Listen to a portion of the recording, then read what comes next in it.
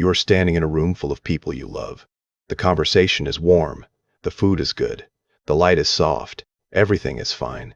And yet, some part of you is waiting, not hoping, waiting for the comment that cuts, for the silence that lands wrong, for the phone to buzz with news that rewrites the evening. You are smiling, but your shoulders are up near your ears. You are listening, but one ear is tuned to the frequency of threat. You have been here before, not just in this room, in every room, in every good moment, in every stretch of peace that you cannot quite trust, because somewhere beneath the surface you are still bracing, still expecting life to hurt you, and it has not happened yet, but you are ready for it. You are always ready. If you have ever been unable to enjoy something good because some part of you was already mourning its end, this is for you. This channel goes where the comfortable psychology stops. Subscribe if you are ready to understand why your expectation of pain has become the source of your suffering. The armor of anticipation. Most people do not live in the present. They live in the anticipated future, specifically, the anticipated painful future. The good thing is happening now, but the mind is already rehearsing the loss of it. The relationship is stable, but the imagination is running scenarios of betrayal. The body is healthy, but the attention is scanning for the first symptom of illness. The success has arrived, but the psyche is preparing for the inevitable fall. This is not pessimism. It is protection. It is the belief that if you expect the pain, you will be ready when it arrives. That anticipation is a form of defense. Jung would recognize this as the operation of a complex. A complex is an emotional knot, a frozen pattern formed around a wound. When you have been hurt deeply enough, often enough, the psyche learns. It generalizes. It stops treating each moment as unique and starts treating every moment as a potential repeat of the original injury. The complex is a vigilance system. It scans, it predicts, it braces, and it does this automatically, beneath consciousness, so that you do not even know you are doing it. You think you are being realistic. You think you are being careful, but you are being governed by a past that refuses to stay buried. The expectation of pain is not a response to the actual world. It is a projection of the inner world onto the actual world. You are not seeing what is happening. You are seeing what might happen. And the might is not random. It is shaped by what already did happen. The childhood abandonment that taught you love is temporary. The betrayal that taught you trust is foolish. The failure that taught you hope is dangerous. These events created a lens, and now you see every good thing through that lens. You do not let it land fully because you are already preparing for when it leaves. The armor feels necessary. It feels like wisdom. The world has hurt you, and you have learned. But the learning has become a prison. You are not safer inside the armor. You are just less alive. The blows you are preparing for may never come, and the blows that do come will hurt regardless of your preparation. Anticipation does not reduce pain, it only extends it. It turns a moment of impact into a lifetime of bracing. What bracing actually does to you. The body remembers what the mind tries to manage. When you expect life to hurt you, your body enters a state of chronic vigilance. The shoulders rise. The jaw tightens. The breath becomes shallow. The gut clenches. These are not decisions. They are reflexes. The nervous system has been calibrated to a world that is perpetually about to attack, and it maintains that calibration even in the absence of threat. You are safe, but your body does not know it. Or rather, your body knows something else. It knows that safety is temporary, that the last time you relaxed, something arrived to punish you for relaxing. Jung understood that the psyche and the soma are not separate. The psychological expectation of pain lives in the flesh. It lives in the fascia. It lives in the chronic tension that you have stopped noticing because it has become your baseline. You think you are holding yourself up. You are actually holding yourself in, containing the self, preventing expansion, preventing expansion, preventing softness. Because softness feels dangerous.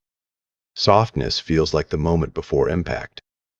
And if you stay hard, you tell yourself, maybe the impact will not shatter you, but the hardness has a cost. The cost is sensation. You cannot feel pleasure fully when you are braced for pain. The good meal is dulled. The warm touch is filtered. The beauty of the sunset is intercepted by the thought that darkness follows.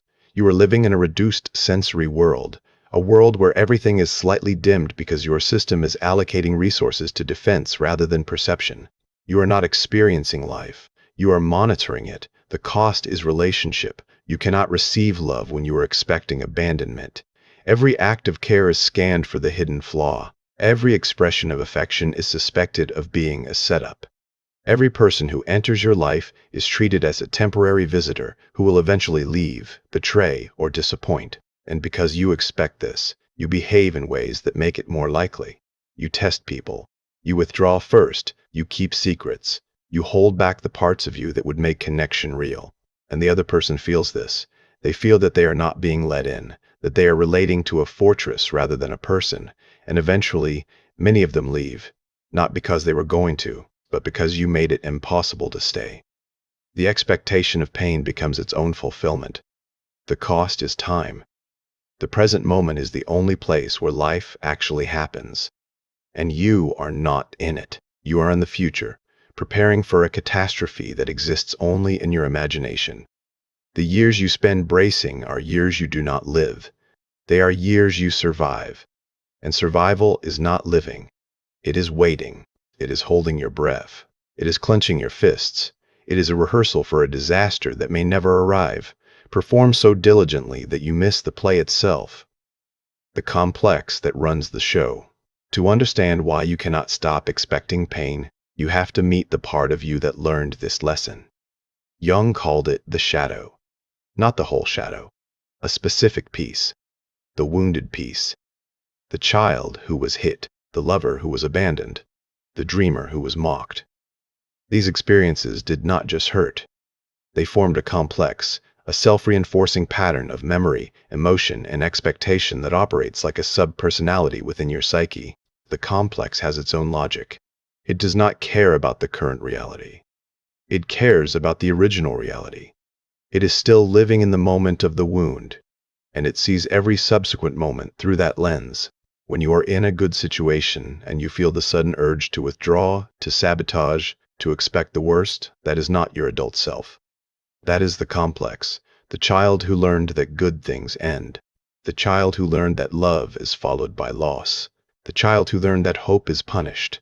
That child is still inside you, still running the vigilant system, still expecting the blow. Jung treated complexes not by arguing with them, but by making them conscious. You cannot heal what you cannot see, and most people do not see their complexes. They think their pessimism is realism.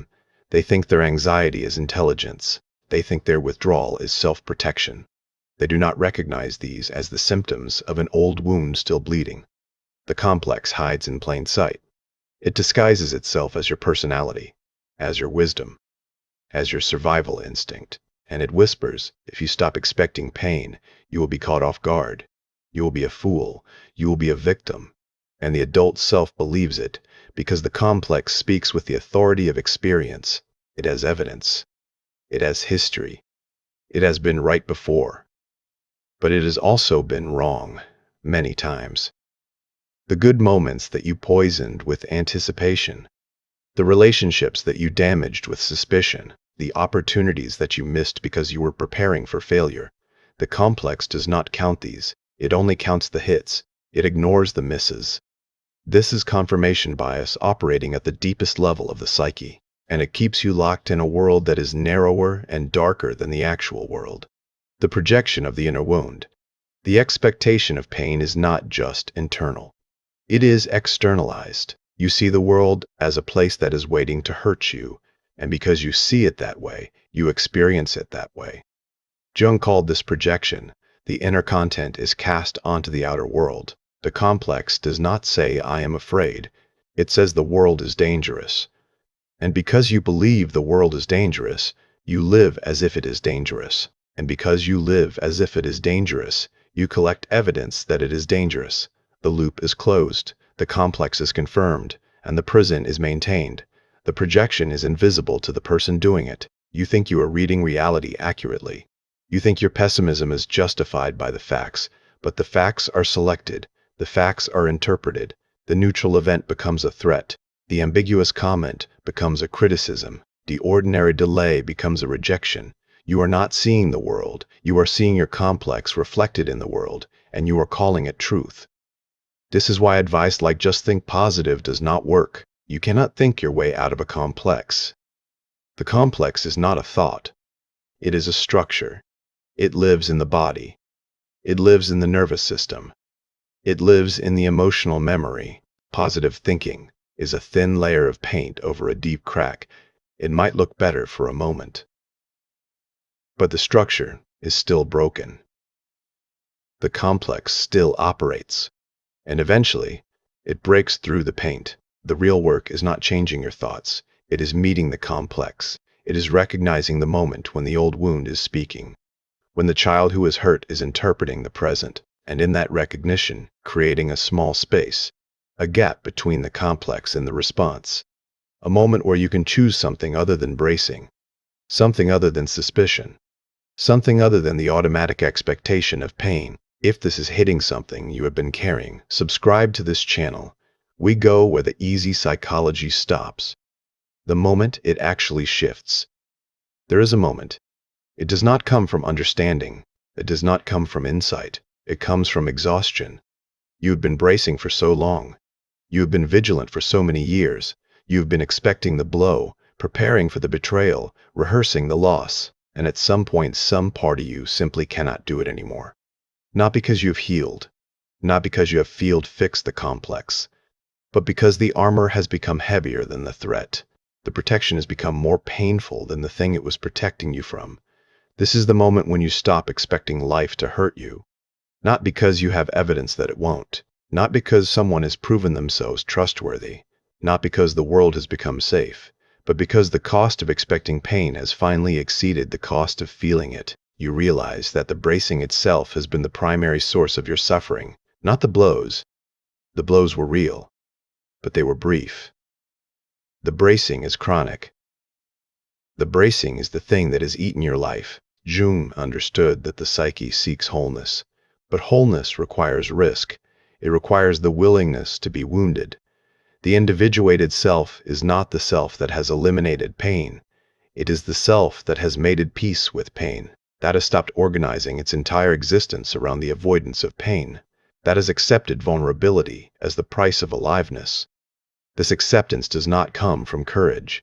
It comes from the recognition that the alternative is worse, that a life spent defending against pain is a life spent in a bunker. And the bunker is not living. It is waiting to die. In this moment, something softens. The shoulders drop. The breath deepens.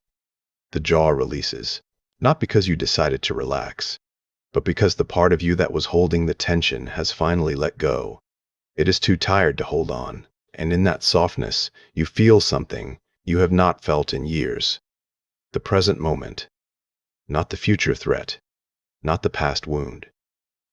Just now, just this, just the sensation of being alive without the overlay of anticipation. This moment is not a permanent state. It is a doorway. You will walk through it and then back away from it many times. But once you have felt it, you know it exists. You know that there is a way of being that does not require constant defense. And that knowledge changes everything. It becomes the reference point, the memory of what is possible, the standard against which you measure your bracing. And slowly, over time, the moments of softness become longer. The moments of bracing become shorter.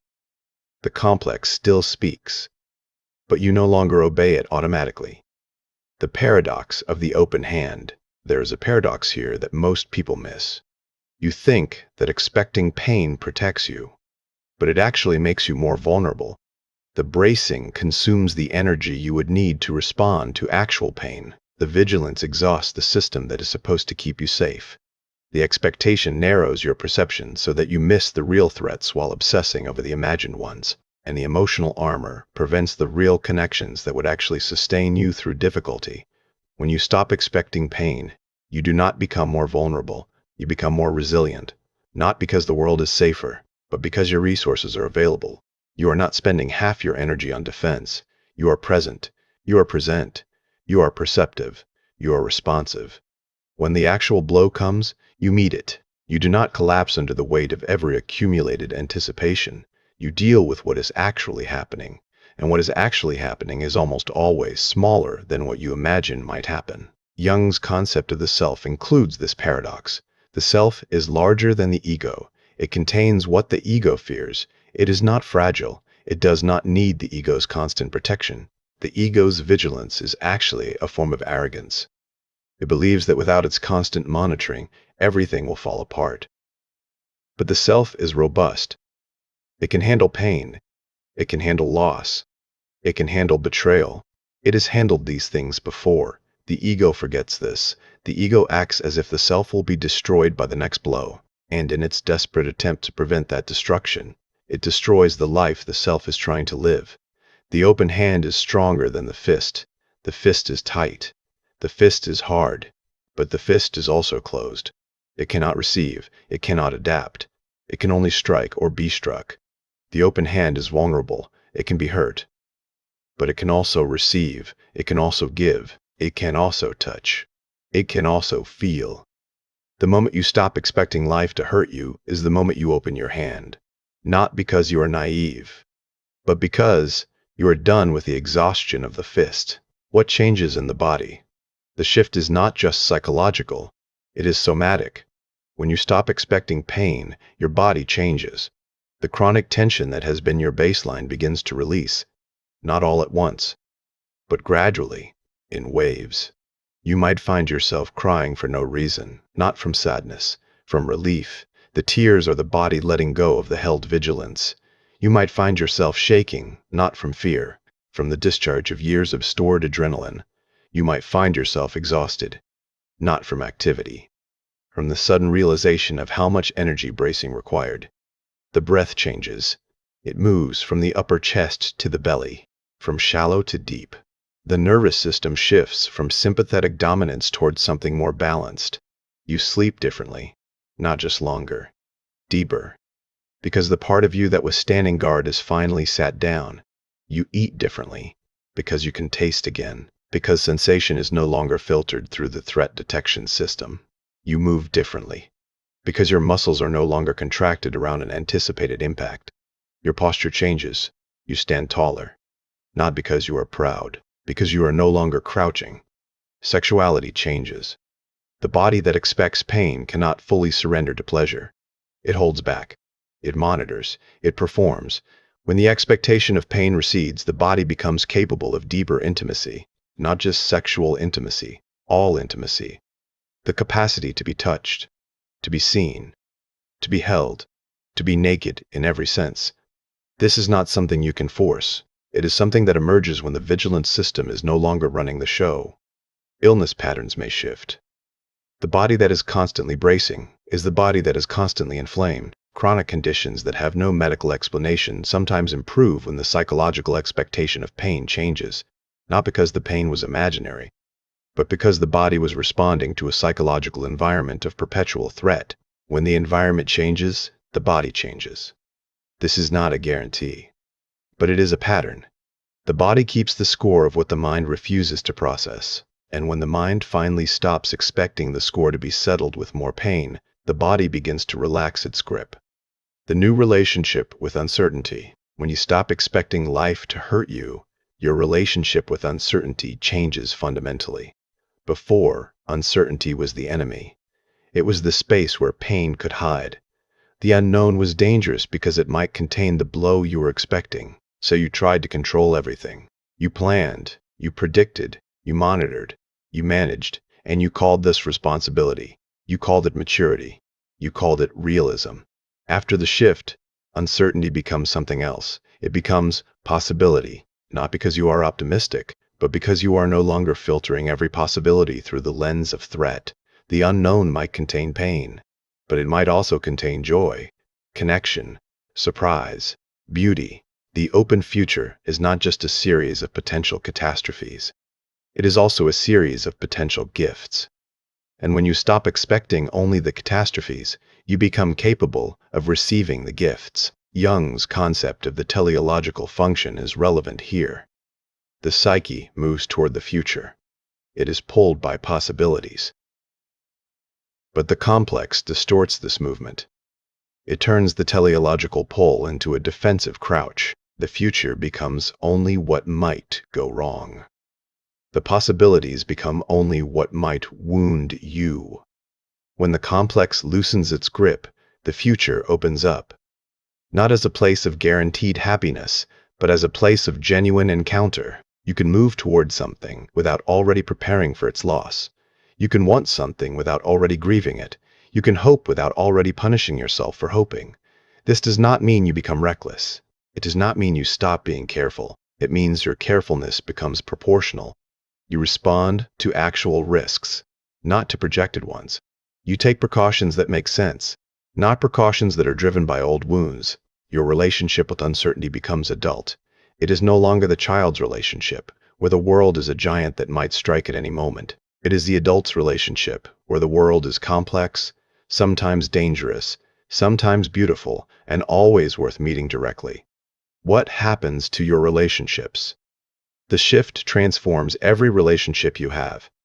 Because relationships are built on expectation, and when your fundamental expectation changes, the architecture of connection changes. People who have been kept at arm's length suddenly feel different, not because they have changed, because you have stopped treating them as threats.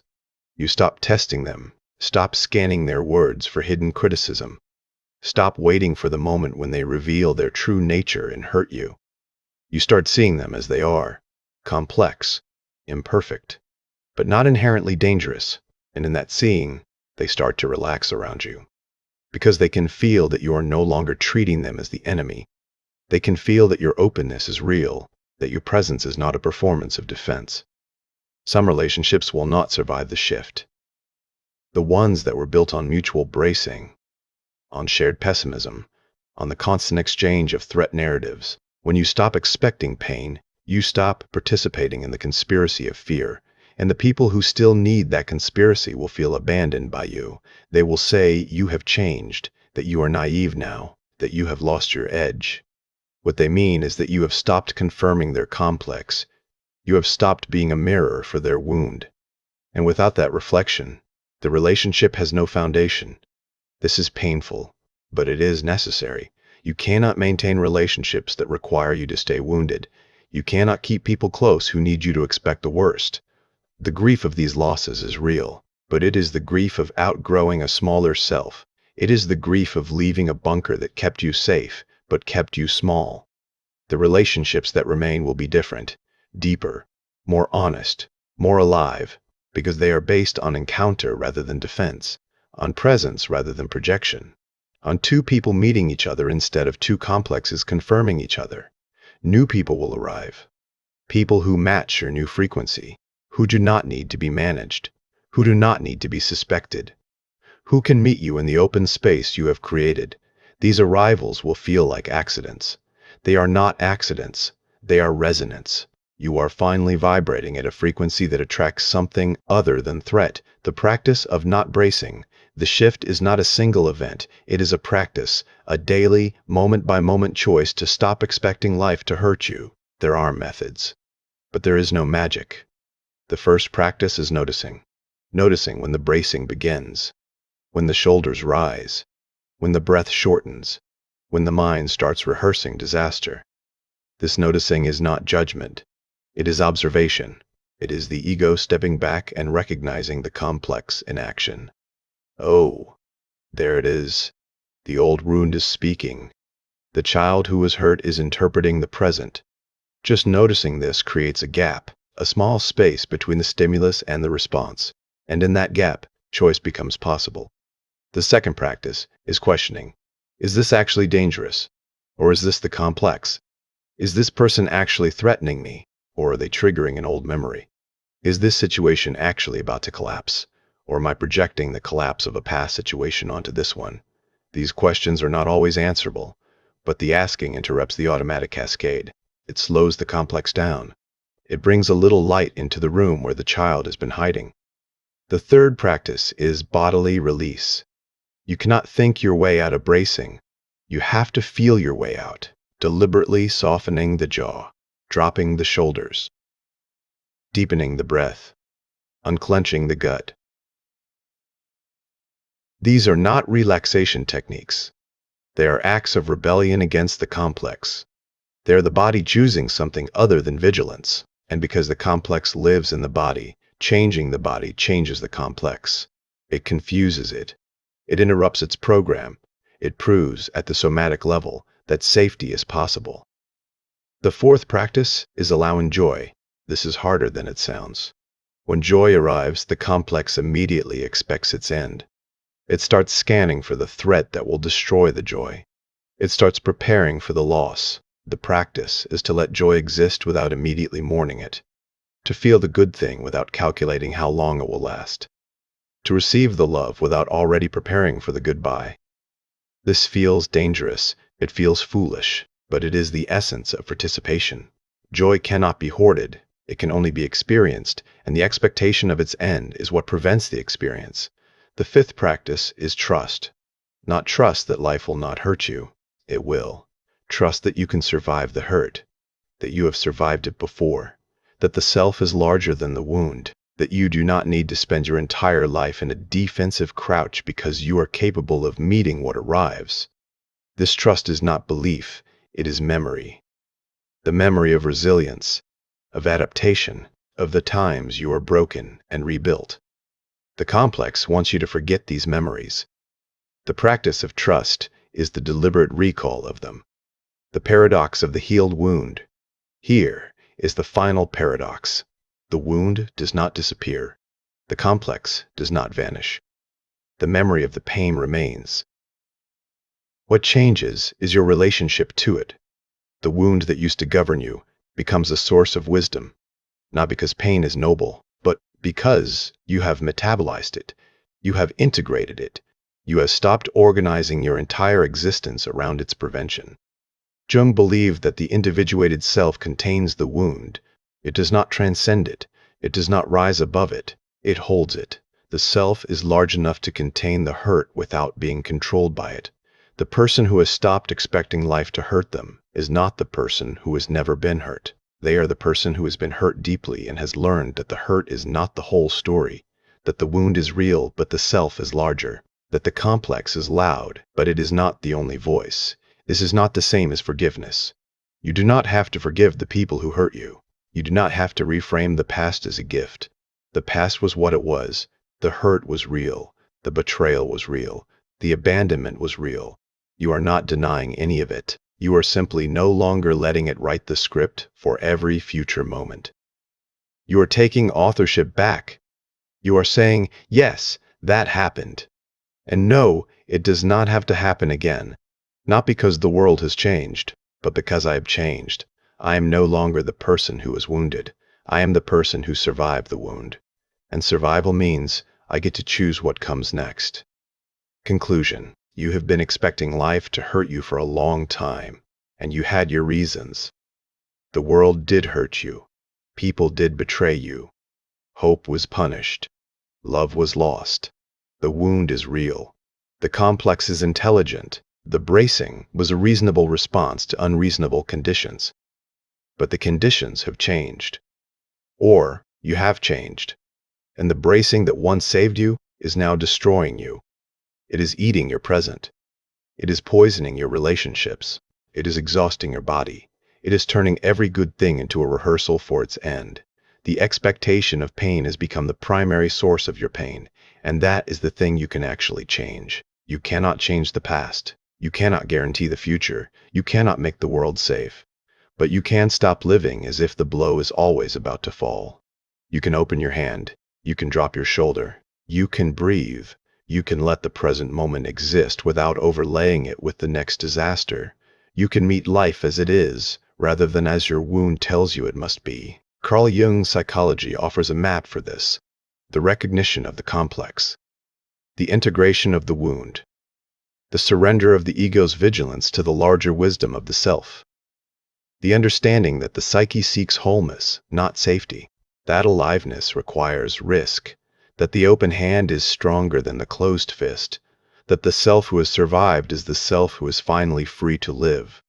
The moment you stop expecting life to hurt you, everything changes. not because the world changes, but because you change. You become available. You become present. You become capable of joy without the shadow of anticipated grief. You become capable of love without the shadow of anticipated loss. You become capable of living rather than just surviving. If this named attention you have been carrying, subscribe to this channel. We explore the psychology of letting go where the comfortable advice stops. Like this video if you are ready to drop your shoulders. Share it with someone who is always waiting for the other shoe to drop. Someone who needs to hear that the bracing is optional. Comment below with what you are ready to stop expecting. What blow you are ready to stop rehearsing. What good thing you are ready to let in without immediately preparing for its end. You have survived enough. It is time to start living. Goodbye.